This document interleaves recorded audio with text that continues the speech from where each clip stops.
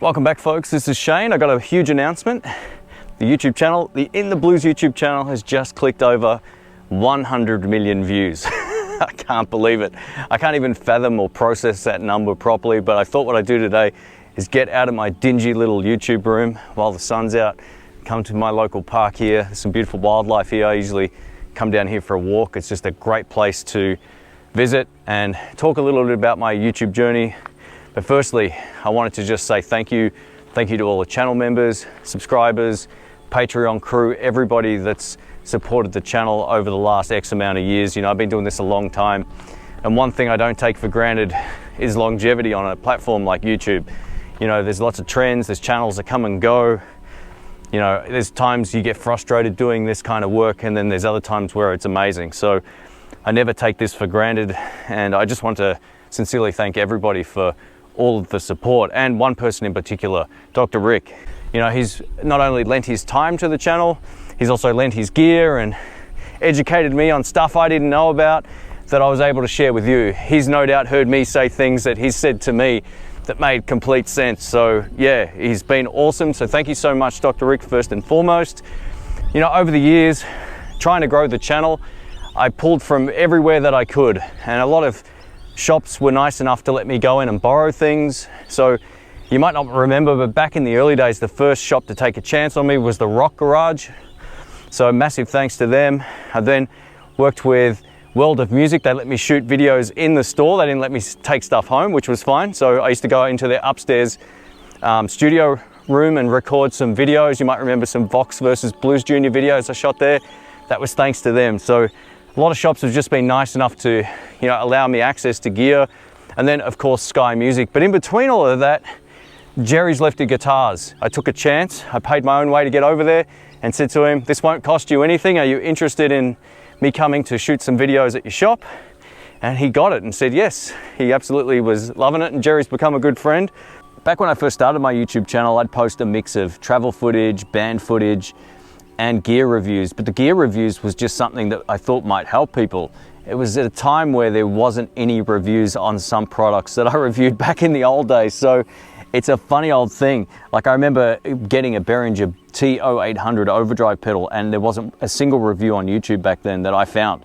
So I made my own video, and I remember a week later just seeing how many more views that had than everything else, which was kind of where I got the idea to start reviewing everything I could get my hands on.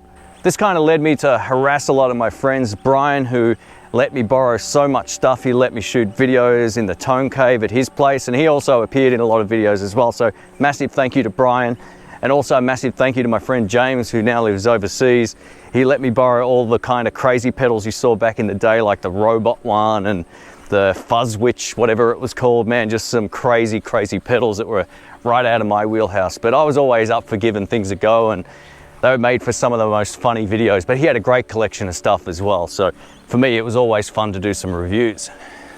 One of the biggest deciding factors for me to leave my day job was, one, I wasn't enjoying it, but two, around 2012, I actually got a call from Google saying, hey, we like what you're doing, you're getting a lot of views, here's how you could grow your channel. And they gave me a whole lot of tips that became redundant over time, but there was a lot of good stuff in there, and it really motivated me because I thought, all right, if they know that my channel exists, it means it has potential to grow. So I gave myself another year and a half or so, and I said, I'm going to leave April of 2014.